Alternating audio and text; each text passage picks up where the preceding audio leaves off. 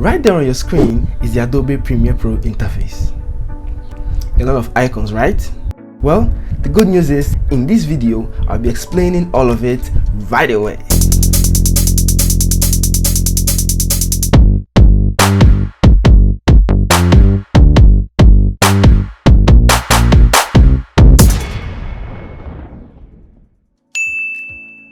Hey guys, welcome to my YouTube channel. I'm Noble, brand name Omonusa, and in case we haven't met, I'm an engineer, photographer, and short filmmaker.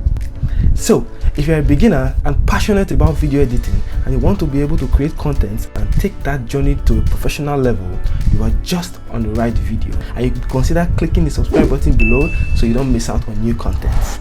Meanwhile, see this. I wonder how I'm gonna get it all. I wonder how I'm gonna get the rights that I always fantasize. I've been knocking on my door when you'll be so real. I wonder how I go against the fall. Maybe I should suit my head with lies, with tales that emphasize just know that I'm not good enough, cause that's how my soul feels. I'm singing not to get real tired, feeling like a man on fire, wafting when the wind blows by, smoke up to the pretty heaven skies. The video you just saw is a cut from a lyrics video I made for a friend quite a while ago. And the good thing is, I made that video with the Adobe Premiere Pro in less than 12 minutes.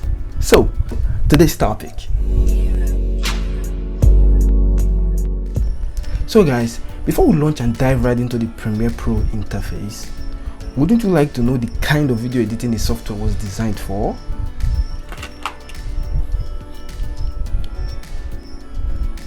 So, since 2003, the Adobe Premiere Pro has been available to video editors, and it is purely a video editing software. You notice the flare, right? A quick solution is to raise my light setup, and an easier solution is just take off the glasses. Let's go on.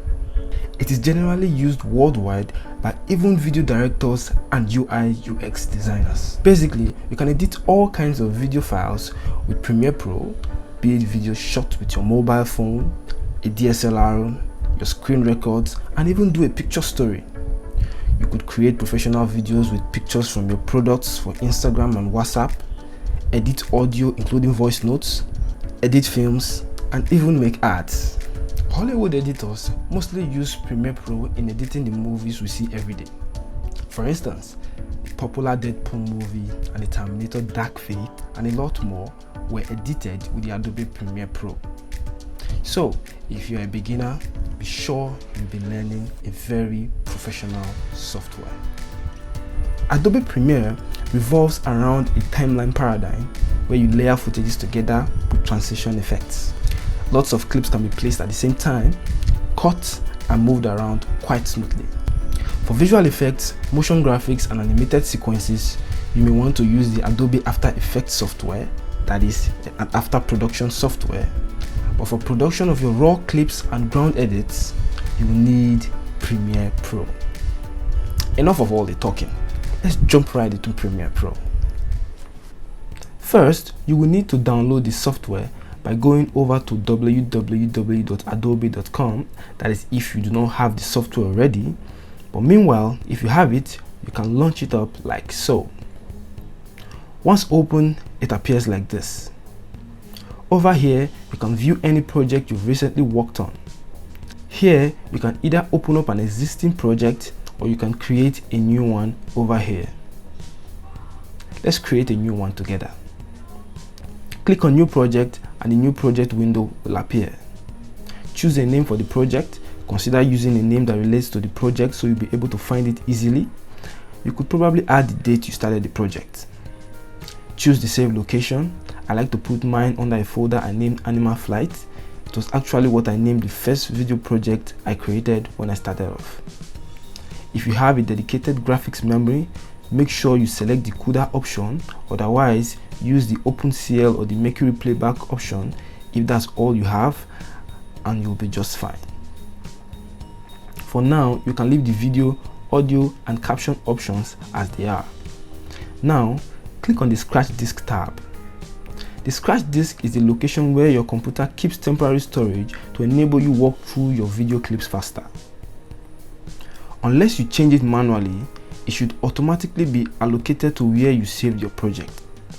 The reason you may want to change this is if the scratch disk with which you saved your project doesn't have the required space as indicated here.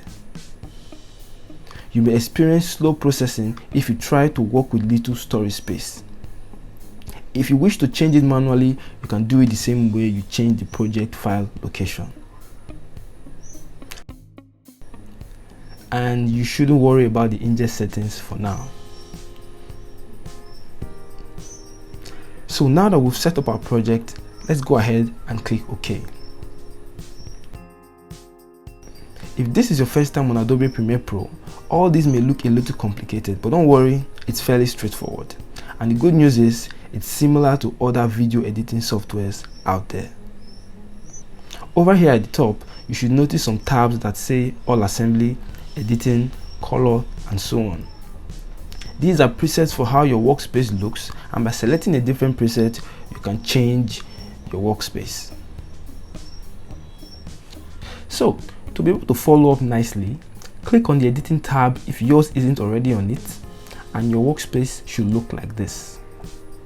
At this point, it will help to break down the interface into 5 sections. 1. The project panel, an area for importing and managing video clips and other media files. 2. The timeline panel, an area where you arrange your clips and media files, do timing and manage project elements over time. 3. The tools panel. This is where all the editing tools are. 4. The program and source panel. These are the areas you view your clips and see what the timeline indicator displays. 5. The effects panel. Know that you can move the individual tabs anywhere you want. Just click and drag to any point you wish, and the new location will be where it is highlighted when you let go of your mouse button. Pro tip, I recommend you get a mouse. Try not to rely on your trackpad if you are using a laptop like me. Feel free to move around and mess things up. If you make your work area look strange, you can go over to Windows, Workspace, and reset to save layout, or simply just click on Editing right here. So right now, I'll import a project to show and demonstrate the various tools and icons you see. Now, let's look at the timeline panel in detail. In the timeline panel, it's important for you to note that preview is done from left to right. That is, clips play from left to right. And also, you should note that the timeline panel is divided into 2 sections. 1 is the video element section, and 2 is the audio element section. These right here are the timeline tracks. They are simply called tracks. Over here to the right is the audio level in decibels. You can see the level display as I start the playback in real time by clicking the space bar or the play button. The time indicator also moves along. Over here to the left is the sequence name. We'll talk about creating a sequence in another video. This right here is the playhead position timer. It shows in hour, minutes, and seconds. And this right here is the playhead. At the bottom of the playhead position, the first icon here is the sequence insertion icon. It gives you the option of how you would want to insert a new sequence. Try to mostly leave that checked for now. This is the snap icon. So if I turn this off and I move elements across and over each other, there is no snap. So getting to match the exact starting point becomes difficult. You should always keep that checked. I turn it on and I'm able to snap right here. This is the link selection tool. For now, you can leave that as default. This right here is the add marker tool, with M as the hotkey or shortcut on the keyboard. So if I position the playhead over here and click on the add marker icon, it's going to place a marker on the element in that time. I could select an element and place a marker tool like so. And if I go over to duplicate the element by holding Alt on the keyboard and dragging along like so, I'll still have a marker on it. With the marker placed, I can hold Shift on my keyboard with the snap on, and I'll snap right here on the marker time. When I place the playhead on a particular marker, I can change the marker settings by clicking on the marker icon again. I could give it a name, change the color, add comments, and so on. I could also delete the marker by clicking delete like so. The marker helps you sort and organize your timing as you edit along. Here is where you change the timeline display setting. You can leave that as default for now. Below these icons, you have the toggle track option. This helps you toggle off and on a particular element or block. This icon right here enables you toggle off and on the synchronization lock. This colon here helps you toggle the track targeted for a specific video. Before I explain that, let's come over here. I'll place my playhead here, then hit I on my keyboard, bring it over here and hit O. What I've done is I've created a work area for myself inside my sequence. This means I can effect changes and they will apply to only the selected work area. I can move the work area by simply hovering around the middle till a hand icon appears and then move around like so. I could also adjust the work area like so. With the work area selected, I can come over here, click on V3 and click on A3. What I've just done is I've attributed an audio element to a video element. That is, video V3 should go along with audio A3. This basically helps you in organizing your edit workflow. The padlock icon right here helps me lock a particular track to prevent altering after setting a particular element on the track in place. Toggle it off and I can move the element like so. Now I can hover around here till my mouse pointer changes like so and move up or down to either create more room for video elements or audio elements like so. Over here at the audio element section, the M icon represents mute track. With this, we can mute a particular audio on a track like so. You can unmute it by clicking back on it like so. The S is the solo track icon. This helps you play only the audio elements on a particular track. The difference between the mute and solo track option is that the mute track icon mutes all audio elements or files on a particular track, while the solo track icon allows only the audio elements on a particular track stay active and shuts out the others.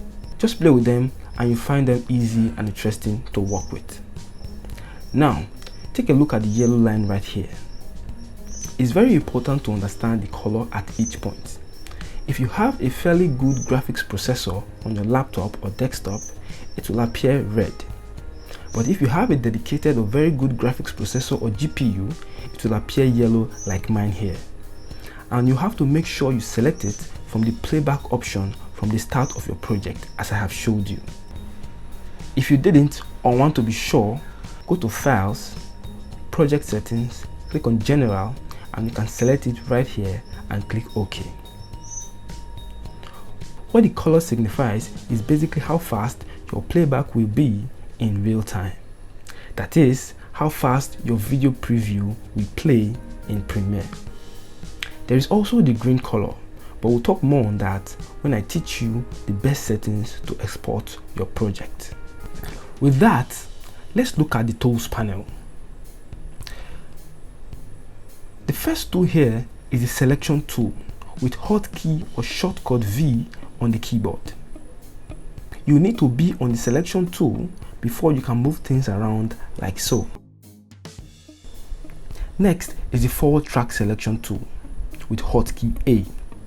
This enables you to move video elements together like so. Next is the ripple edit tool. The ripple edit tool is used to cut a particular element without altering the start time. So I can come over here, reduce this element and still have it start at the initial start time like so. The razor tool with hotkey C on the keyboard. This tool basically is used to cut elements in a sequence. Audio, video, and picture elements can be cut quite easily. You could stretch out the cut elements and this brings back the cut section. The slip tool is used to adjust the in and out points of a clip simultaneously by the same amount in the same direction, with clip duration staying the same. It is used to alter the start and end of a clip without changing the time. This video starts right here, and after slipping about 1 minute off, the new start point shifts by 1 minute in the same time on my sequence. You can see that right here. The pen tool enables you to draw shapes on the view area of the program by placing points and adjusting them like so. Notice it creates an element on the track starting at the position of the playhead. You can hover the cursor close to the edge like so, while on the selection tool to stretch out and move it around like so. The hand tool with hotkey H is used to move the work area on the track like so, especially while editing multiple projects at the same time. The last tool, which is the type tool with hotkey T, is used to add text to your video project like so. Similarly, a text element is created and you can stretch it out like so. Now, the project panel. The project panel contains the video elements you've decided to use for your project. Images, video files, audio, and even files from other Adobe and non-Adobe softwares. Click here on this drop menu. You will have media, browser, library, and info. With info, you find that the information changes as I click on different elements. Some of the info are frame rates, resolution, audio types, and so on. On effect, you find presets you can apply on your project audio, video transitions, and effects. Over here, you can add a new item and organize yours the way you like. There is the marker, where you can also select marker colors. History shows you the most recent action you take, including the number of undos. Here is where you search for an element you've imported to Premiere Pro. Remember I said imported elements are found on the project panel. Here you can create a search bin, and right over here there's a padlock icon which, when toggled, allows you to switch the project between read only and the read write option. It basically makes your project somehow not editable on other devices. Here you can choose the list view type or icon view option. With this, you can adjust the size of the icons and thumbnails like so. Here is the automate to sequence icon. This helps you perform an automated drag and drop using the current selection. In essence, I can make a selection by holding Ctrl on the keyboard while clicking like so. Then I'll go over to the timeline panel to place the playhead where I want the sequence to start. After that, I'll click on the automate to sequence icon, make sure my settings match, and click OK. So this uses my selected elements to create a sequence in the order I selected. Right here is the find icon. The new bin icon is where you can create folders to organize your imported elements. So I'll create a new bin, give it a name like so, click enter, and with that I can click and drag my elements to organize them like so. This right here is the new item icon. This gives you options during your editing workflow. You could create a sequence from here, create adjustment layers, create a block video, column art, and so on. Now, let's go over to the programs panel. At the top of the programs panel, you'll find the program name. It automatically takes the name of the first element you place on your sequence. Moving along this left side downwards, there is the playhead position, similar to the one we have on the timeline panel. Here, we have a similar time indicator like that on the timeline panel. You can see the playhead here on the programs panel moves alongside that on the timeline panel. Also, your selected work area is indicated here too. Right here to the right of the playhead position is where you select the zoom and level of the element display area in real time. To the right of the zoom drop down is where the playback resolution is selected. Now, this you should really take note of how it works, especially if your computer doesn't have a very good GPU. You can always reduce the resolution to enable you have smooth playback and preview, although you should always remember to take it back to full resolution before exporting. Close to the playback resolution drop down is the settings icon. Here you can select high quality playback. You can also check the playback resolution from here and more. For now, you shouldn't worry about it as a beginner. Just click away and it goes off. Close to the settings icon is the in and out duration. So if I come over here to the timeline panel and increase the work area, I'll notice a change in the in and out duration. What this simply means is from the beginning of my selected work area, which is the in, to the end of it, which is out, the duration is 10 minutes and 5 seconds. You could always use that as a guide when you plan on making probably a 1-minute video for WhatsApp, Instagram, and so on. What I mean is, you can set the work area to ensure that your edits do not exceed 1 minute. This here is the add marker icon, like that on the timeline panel. You can also add a marker from here. You can also delete by making sure the playhead snaps right in the marker. Hold Shift and move the playhead to do that. Click on the add marker icon again and delete like so. Here are the mark in and mark out icons, similar to the I and O hotkeys we talked about. So I'll place the playhead where I want my in, click on marking, and then move it right over to where I want it to end and click on mark out like so. I can use this to move the beginning and end of my work area like so. This right here enables me move 1 frame backward. Notice the time change in the playhead position here at the timeline panel and also at the programs panel. I can also decide to move 1 frame forward by clicking here. Every click moves by 1 frame. The lift icon, you shouldn't worry about that for now. The extract icon helps you cut a selected area and you can place it anywhere you want by first moving the playhead over to that position and then hitting Ctrl V on the keyboard like so, and it places it right there. So, in case you need to export a frame while working to maybe run an ad or do a promotion, the export a frame icon right here helps you do that. To do this, you place the playhead on the frame you want to export, click on the export a frame icon, select the name you want over here, choose the format, click on browse to choose the save path and click OK, and Premiere will export that frame for you. The comparison view helps you compare clips. You can see the current and reference areas right here. You can see the before and after.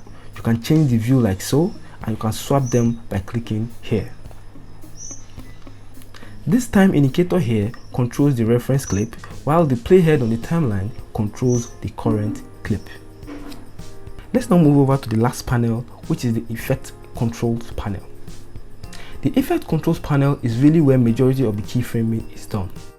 Here, all effects applied to clips are controlled, animated, and made to suit your project the way you like. More of keyframing in another video. You shouldn't really worry much about the audio clip mixer for now. The metadata contains the information of the selected element on the timeline. There is the frame rate, media start and end, audio info, and so on. Let's now move to the effect control again. Now, on the bottom corner right here, you'll still find the playhead position or playhead time. To the right, this icon allows you play only the audio of a selected element. If you want the audio to look back, you can click on this icon. Let's now take a look at the keyframe area. The keyframe area is an area you really need to know how it works. This is where all the keyframes associated with an element is shown. So, if I select this element, I can decide to scale up or scale down. Mind you, as I move the playhead here, it moves along and indicates the position of the element right here on the timeline panel. Let's scale up. To scale up, first I'll place the playhead where I want to start. I'll click on the stopwatch icon here, leaving the scale at 100. Notice it creates an add remove keyframe icon here and also a keyframe on my first position. Then I'll move over to where I want the scaling to end and create another keyframe, by this time using the add remove keyframe icon like so, and set the scale to 150. What that means is the stopwatch creates the first keyframe and subsequent keyframes are added using the add remove icon. After scaling, we have an effect like so. So guys, I hope you've really seen how easy the Premiere Pro interface is, and I hope by now that you feel more confident to edit your first project. In the next video, I'll be teaching you the various ways you can export elements into Premiere and how to go around some very basic edits like adding a cinematic text and transitions. You could leave a comment below in the comment section, or you could talk to me directly on Instagram and Twitter. The handles are right there on the screen. Consider subscribing so you don't miss out, and I'll see you in the next video.